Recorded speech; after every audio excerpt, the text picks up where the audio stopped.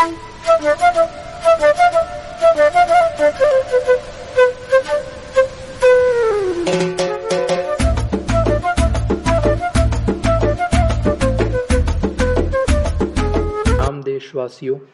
मेरा नाम है आदित्य पारीक और मैं आप सभी का स्वागत करता हूं 5 नवंबर 2022 के करंट अफेयर्स की वीडियो की क्लास में। दोस्तों, यहां पर मैंने मेरे वीडियोस की बहुत सारी स्पेशलिटीज़ लिख रखी है। इस चैनल के ऊपर आपको टॉप करंट अफेयर्स दिए जाते हैं in just few minutes. Daily upon important personalities का भी डिस्कशन करते हैं। इम्पोर्टेंट प्लेसेस में आपके साथ डिस्कस करता हूँ और आपको ध्यान होगा कि इम्पोर्टेंट पर्सनैलिटीज़ और इम्पोर्टेंट प्लेसेस ये दोनों ही दोस्तों यूपीएससी के जीएस सिलेबस के पार्ट है। अगर आप किसी भी एग्ज़ाम की तैयारी करते हैं तो बेसिकली ज्योग्राफी के क्वेश्चंस बनते ही बनते हैं, तो प्लेसेस का भी ध्यान होना बहुत ज़्यादा ज़रूरी होता है। डेली अपन दोस्तों यूपीएससी के पीवाईक्यूज़ डिस्कस करते हैं। ना ही सिर्फ करंट अफेयर्स, ना ही सिर्फ नॉलेज, बल्कि मेरी ये भी कोशिश रहती है कि आपकी वोकैब भी और अच्छी हो सके, इसलिए मैं आपके साथ डेली 5 वोकेबुलरी के वर्ड्स भी लेकर आता हूँ। सी सेट का अपन प्रैक्टिस क्वेश्चन डिस्कस करते हैं और मोस्ट इम्पॉर्टेंट बात कि मेरी क्लास बाइलिंगुअल रहती है, यानी कि मेरी क्लास हिंदी में भी रहेगी और इंग्लिश में भी रहेगी। तो अगर कोई हिंदी मीडियम से देख रहा है तो भी कोई परेशानी उसको नहीं होने वाली है। दोस्तों, ये 2 नए चीज़ें मैंने ऐड करी है मेरी क्लास के अंदर। अब से अपन रोज़ जो है यूपीएससी का मेंस क्वेश्चन भी डिस्कस करेंगे और जो इम्पोर्टेंट प्रीलिम्स के फैक्ट्स हो सकते हैं, वन लाइनर, वो भी मैं आपके साथ डिस्कस करूँगा। तो इतनी सारी स्पेशलिटीज़ देखने के बाद आई होप कि आप मेरे चैनल को ज़रूर सब्सक्राइब करेंगे। तो आपका ज़्यादा समय ज़ाया ना करते हुए चलिए शुरू करते हैं। दोस्तों, ये है रिवीजन क्वेश्चंस पिछली वाली क्लास के। हाल ही में भारत के स्टील मैन का निधन हो गया, उनका नाम क्या था? तो उनका नाम था दोस्तों जमशेद जे ईरानी। आप मेरी पिछली वीडियो जाकर देख सकते हैं, उस वीडियो के अंदर मैंने कंप्लीट आपको जमशेद जे ईरानी जी के बारे में बताया है कि इन्होंने कहाँ से इन्होंने जो है एजुकेशन ली और इनको स्टील मैन ऑफ इंडिया बोला जाता है। ये सब मैंने कंप्लीट बता रखा है, तो आप मेरी इससे पिछली वाली वीडियो रेफ़र कर सकते हैं। भारतीय पक्ष से फीफा का ब्रांड एम्बेसडर कौन बना है? तो वो बनाए गए हैं रणवीर सिंह। भारत का 53वां टाइगर रिजर्व कौन सा बना है? तो वो बना है रानीपुर वाइल्ड लाइफ सेंचुरी। दोस्तों, ये कुछ मोस्ट इम्पॉर्टेंट क्वेश्चंस थे जो मैं आपके साथ डिस्कस कर रहा हूँ और ये पिछली क्लास के क्वेश्चंस थे। चलते हैं और बढ़ते हैं और देखते हैं आज की क्लास के करंट अफेयर्स। दोस्तों, सबसे पहला क्वेश्चन, हाल ही में किस संस्था ने 2 महिला अधिकारियों को पहली बार आईजी नियुक्त किया है? Recently, which organization has appointed 2 women officers as IG for the first time? तो दोस्तों, ये कारनामा सीआरपीएफ ने किया है। सीआरपीएफ ने पहली बार 2 औरतों को जो है एज अ आईजी नियुक्त किया है। आईजी एक बहुत ही बड़ी पोस्ट होती है, तो आईजी बेसिकली बनाया गया है 2 औरतों को। यहाँ आप देख सकते हैं 2 women officers of the CRPF. CRPF की फुल फॉर्म होती है सेंट्रल रिजर्व पुलिस फोर्स और ये इंडिया की ओल्डेस्ट पैरामिलिट्री फोर्स है, ध्यान रखिएगा। उन दोनों लेडीज़ का नाम है Seema Dhundiya and Annie Abraham, have been promoted to the rank of inspector general और IG for the first time on Wednesday, और ये after their induction into the force in 1987। ये फोर्स में आई थी दोनों औरतें 1987 में। उसके बाद इनको अभी जो है आईजी की पोस्ट पर नियुक्त किया गया है। यहाँ पर आप द इंडियन एक्सप्रेस की हेडलाइन भी देख पा रहे हैं, for the first time CRPF appoints 2 women officers as IGs. तो ये इससे ये बात पता चलती है कि जो औरतें हैं वो हर जगह ही अपना कारनामा दिखा रही है और सीआरपीएफ में भी उन्होंने अपना कारनामा दिखाया और उनको आईजी की पोस्ट दी गई। सो ध्यान रखिएगा, थोड़ा सा इंटरेस्टिंग क्वेश्चन है ये। यूपीएससी तो नहीं पूछेगा लेकिन वनडे एग्जामिनेशन में पूछा जा सकता है। यहाँ देखिए दोस्तों, अब ये स्लाइड आपके लिए इम्पोर्टेंट है। सीआरपीएफ के बारे में भी अपन जान लेते हैं। CRPF is one of the premier central arm police forces of India है और ये सीआरपीएफ जो है मिनिस्ट्री ऑफ होम अफेयर्स के अंडर में काम करती है। सीआरपीएफ का मेन ऑब्जेक्टिव ये है दोस्तों, इंटरनल सिक्योरिटी का ध्यान रखना, यानी भारत के अंदर की जो सुरक्षा है वो देखना। बॉर्डर के देखने के लिए तो बीएसएफ है, अंदर को देखने के लिए जो होती है वो होती है सीआरपीएफ। मेजर ड्यूटीज़ होती है सीआरपीएफ की कि कहीं पर अगर दंगे हो जाए तो उनको कंट्रोल करना, कहीं पर अगर इंसर्जेंसी ऑपरेशन चल रहा हो तो उसको देखना, लेफ्ट विंग एक्सट्रीमिज़म या जो नक्सलवादी लोग होते हैं उनको काउंटर करना, उनको रिड्यूस करना, उनको कम करना। वीआईपी जो लोग होते हैं या जो वीवीआईपी जो लोग होते हैं उनको बेसिकली प्रोटेक्शन देना, प्लस एनवायरनमेंट डिग्रेडेशन भी ये देखती है और ये लोकल फ्लोरा और फोना को भी प्रोटेक्ट करती है। तो यहाँ से एक बेहद ही घुमावदार क्वेश्चन यूपीएससी फ्रेम कर सकता है कि क्या सीआरपीएफ फ्लोरा और फोना को चेक करती है या नहीं करती है। तो डेफिनेटली करती है दोस्तों। करंट डीजी जो है आपके सीआरपीएफ के वो है डॉक्टर सुजोय लाल थेओसेन। अब इतना सुनने के बाद ये वाली लाइन पर प्लीज़ आप अमल करिएगा, सब्सक्राइब भी कर ही दो अब। अगला क्वेश्चन, हाल ही में दुनिया का सबसे शक्तिशाली रॉकेट फैल्कॉन हैवी किसने लॉन्च किया है? Who has recently launched the world's most powerful rocket Falcon Heavy? दोस्तों ये कारनामा करके दिखा है स्पेस एक्स ने। सबको पता है स्पेस एक्स के मालिक जो है इलॉन मस्क है और इन्होंने ही अभी जो है स्पेस एक्स की ही जो कंपनी है इन्होंने ये रॉकेट फैल्कॉन हैवी को लॉन्च किया है।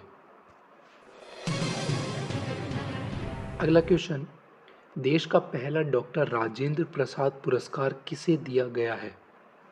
Who is given the countries first doctor Rajendra Prasad award? तो इसका राइट आंसर है दोस्तों option A, professor Ramesh Arora. Professor Ramesh Arora पहले ऐसे व्यक्ति बन चुके हैं जिनको कि भारत का सबसे पहला डॉक्टर राजेंद्र प्रसाद अवार्ड दिया गया। सॉरी, मेरा कहने का मतलब है कि प्रोफेसर रमेश अरोड़ा जो है वो सबसे पहले व्यक्ति बन गए जिनको कि सबसे पहली बार डॉक्टर राजेंद्र प्रसाद अवार्ड दिया गया। दोस्तों ये जो डॉक्टर राजेंद्र प्रसाद अवार्ड है इसको डॉक्टर जितेंद्र सिंह जो कि अपने यूनियन मिनिस्टर है इन्होंने ही इसको लॉन्च किया था। और ये जो डॉक्टर राजेंद्र प्रसाद अवार्ड है ये बेसिकली पब्लिक एडमिनिस्ट्रेशन के फील्ड में दिया जाता है। सो ये काफ़ी ही इम्पोर्टेंट फैक्ट है कि डॉक्टर राजेंद्र प्रसाद अवार्ड जो है वो किस फील्ड में दिया जाता है। तो वो दोस्तों आपका पब्लिक एडमिनिस्ट्रेशन के फील्ड में दिया जाता है। ध्यान रखिएगा ये क्वेश्चन काफ़ी इम्पोर्टेंट है क्योंकि सबसे पहली बार ये पुरस्कार दिया गया। अगला क्वेश्चन, हाल ही में फिक्की के नए अध्यक्ष कौन बने हैं? Who has become the new president of FICCI recently? तो यहाँ पर आप जिनकी तस्वीर देख रहे हैं ये है दोस्तों सुब्रकांत पांडा जी, यही दोस्तों फिक्की के नए अध्यक्ष बने हैं।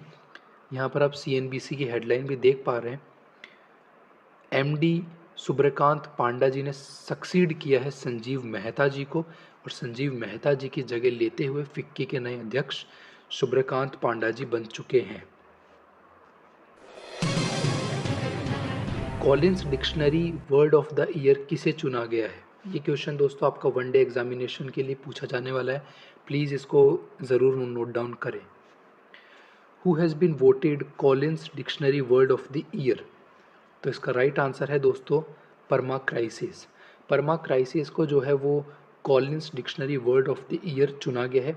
परमा क्राइसिस का मतलब होता है एक वो साल जो कि बहुत ही ज़्यादा डिफ़िकल्टी से भरा हो, डिफ़िकल्टीज़ हो, मुसीबतों से भरा हो, वो साल जिसके अंदर बहुत ज़्यादा अनस्टेबिलिटी रही हो, अस्थिरता रही हो, उसको कहते हैं दोस्तों परमा क्राइसिस।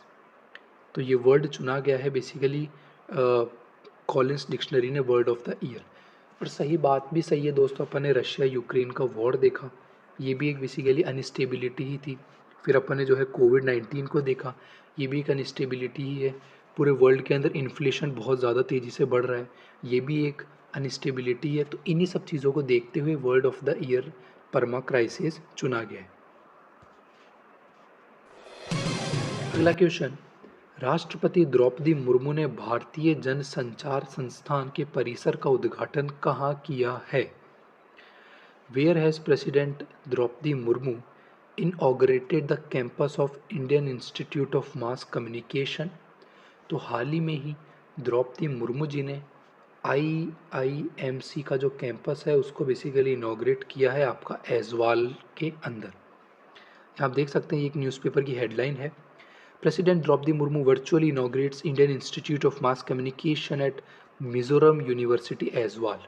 तो ऐज़वाल के अंदर मिजोरम यूनिवर्सिटी है, यहाँ पर ही जो है IIMC का उद्घाटन किया गया है। ये देखिए दोस्तों अगला क्वेश्चन नंबर 7 आपकी स्क्रीन के ऊपर, भारत का पहला फ्लोटिंग वित्तीय साक्षरता शिविर कहाँ आयोजित किया गया था? Where was India's first floating financial literacy camp held? तो इसका राइट आंसर है option A, Jammu and Kashmir. हाल ही में ही दोस्तों जम्मू एंड कश्मीर के अंदर भारत का सबसे पहला फ्लोटिंग फाइनेंशियल लिटरेसी कैंप को आयोजित किया गया। ये हम देख सकते हैं, और ये काम किसने किया है, मतलब ये जो आयोजन किया है किसने किया है, तो ये इंडिया पोस्ट पेमेंट बैंक ने इसका आयोजन किया है। यहाँ देख सकते हैं, मैंने लिख भी रखा है, इंडिया पोस्ट पेमेंट बैंक ने बेसिकली इस काम को किया है। यहाँ पर आप PIB की हेडलाइन भी देख पा रहे हैं, India post payment bank conducts first floating financial literacy camp. ये मैं आपको बता चुका हूँ। निवेशक दीदी, कौन सा इनिशिएटिव लॉन्च किया है इसके दौरान Niveshak Didi initiative was launch to promote financial literacy by the women for the women. यहाँ पर मैं इसको रीड कर रहा हूँ, यहाँ पर आप पढ़ भी सकते हैं, यहाँ लिख रखा है निवेशक दीदी। सो ध्यान रखिएगा दोस्तों, इंपॉर्टेंट क्वेश्चन हो सकता है ये आपका हर एग्जाम के लिए।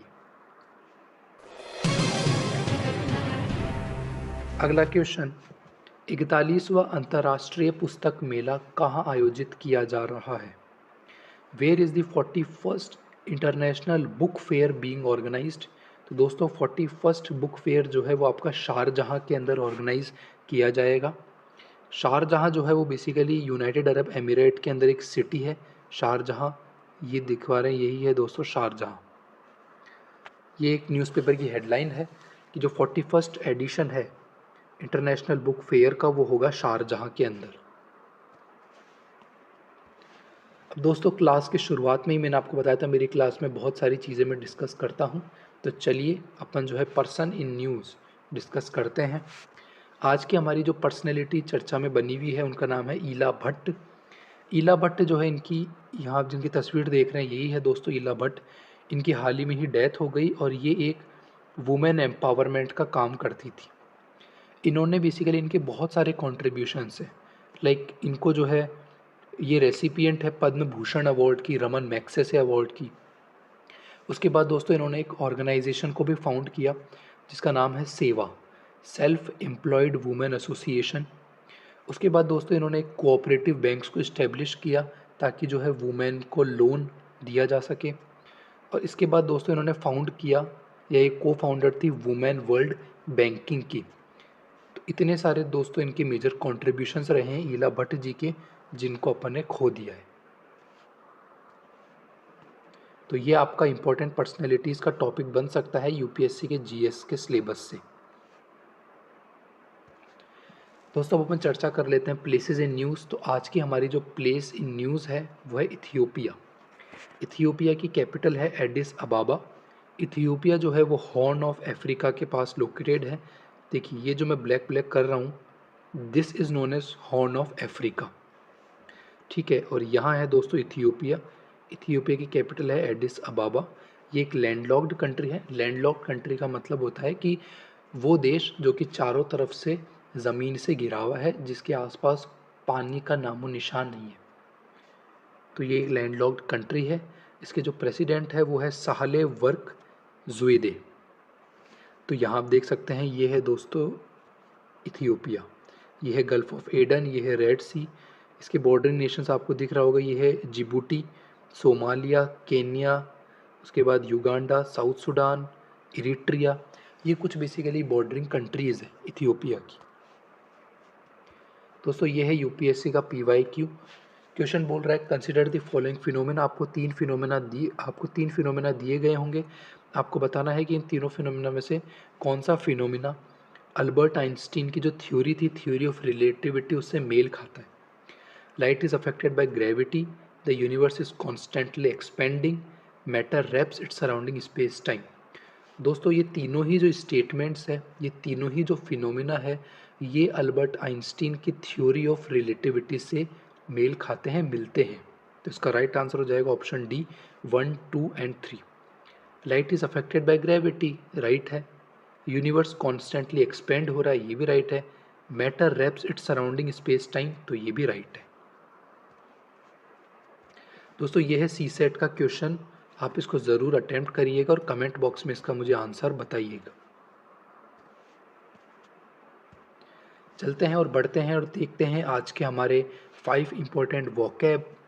सबसे पहला जो वोकैब है वो है मीटल। मीटल का मतलब होता है दोस्तों बहादुरी, स्पिरिट, वेलार। दूसरा जो अपना वोकैब है आज का वो है श्रूड। श्रूड का मतलब आप समझ सकते हो कि चालाक होना, शार्प होना, इंटेलिजेंट होना, क्लेवर होना। तीसरा अपना जो वोकैब है वो है इम्पासे। इम्पासे का मतलब होता है दोस्तों रेस्ट्रिक्ट करना, लिमिट करना। फैटर का भी मतलब कहीं ना कहीं सिनोनिम ही है इम्पासे का। फैटर का मतलब भी होता है दोस्तों कन्फाइन कर देना, एक तरीके से बाउंड्री बना देना, इस बाउंड्री से बाहर ही नहीं जाने देना। तो इम्पासे और फैटर जो है कहीं ना कहीं सिनोनिम भी हो सकते हैं। पैरी, पैरी का मतलब होता है अवॉइड करना, डॉज करना, बच जाना। दोस्तों ये है यूपीएससी का मेंस क्वेश्चन। मैं आपके लिए हिंदी और इंग्लिश दोनों में ही रिपीट किए देता हूँ। भारत में सौर ऊर्जा की अपार संभावनाएं हैं, हालांकि इसके विकास में क्षेत्रीय विविधताएं हैं, विस्तृत करें। इंग्लिश में भी मैं रिपीट कर देता हूँ। India has immense potential of solar energy, though there are regional variations in its development, elaborate. ये यूपीएससी का पीवाईक्यू है, मेंस के अंदर पूछा गया क्वेश्चन है। क्वेश्चन बड़ा सिंपल सा है, सोलर एनर्जी से रिलेटेड है। आपको बताना है कि सोलर एनर्जी की पोटेंशियल के बारे में, लेकिन यहाँ से क्वेश्चन घूमा है। यहाँ ये बोल रहा है कि रीजनल वेरिएशंस भी है, यानी कहीं जगह पर तो सोलर एनर्जी बहुत ज़्यादा है, कहीं जगह पर बिल्कुल भी प्रोडक्शन नहीं हो रहा है। तो उन सब के बारे में भी आपको अच्छे से एक्सप्लेन करना है। दोस्तों अब चलते हैं और देखते हैं प्रीलिम्स फैक्ट्स एक नज़र में। ये वन लाइनर्स है और आपके एग्ज़ाम में पूछे जा सकते हैं। हाल ही में ही 1 नवंबर को जो है हरियाणा, मध्य प्रदेश, छत्तीसगढ़, कर्नाटका, केरला और आंध्र प्रदेश ने अपना फाउंडेशन डे सेलिब्रेट किया। आप सबको पता है प्राइम मिनिस्टर नरेंद्र मोदी ने बांसवाड़ा डिस्ट्रिक्ट के अंदर, जो कि राजस्थान के अंदर पड़ता है, वहाँ पर मानगढ़ धाम को नेशनल मॉन्यूमेंट डिक्लेयर किया है। तो यही यहाँ पर लिख रखा है। इंडिया और ऑस्ट्रेलिया के बीच में दोस्तों ECTA, India Australia economic cooperation and trade agreement sign हुआ है। फॉर्मर टाटा स्टील एमडी जो थे जमशेद जे ईरानी, इनकी हाल ही में ही डेथ हो गई। यूएसए और साउथ कोरिया जो है उन्होंने एक मिलिट्री एक्सरसाइज कंडक्ट करी है जिसका नाम है विजिलेंट स्टॉर्म। तो ये थे अपने दोस्तों प्रीलिम्स फैक्ट्स एक नज़र में। ये बेसिकली ये कुछ नहीं है, ये बेसिकली वन लाइनर्स है, ठीक है ना। ये देखिए, ये जो है ये वन लाइनर्स है और ये आपके वन लाइनर में भी क्वेश्चन है पूछे जा सकते हैं। सो ध्यान रखिएगा, इक्टा जो है वो इंडिया ऑस्ट्रेलिया के बीच में ट्रेड पैक्ट होता है। जमशेद ईरानी की मृत्यु हो गई है। और विजिलेंट स्टॉर्म जो मिलिट्री एक्सरसाइज है वो बेसिकली यूएसए और साउथ कोरिया के बीच में होती है।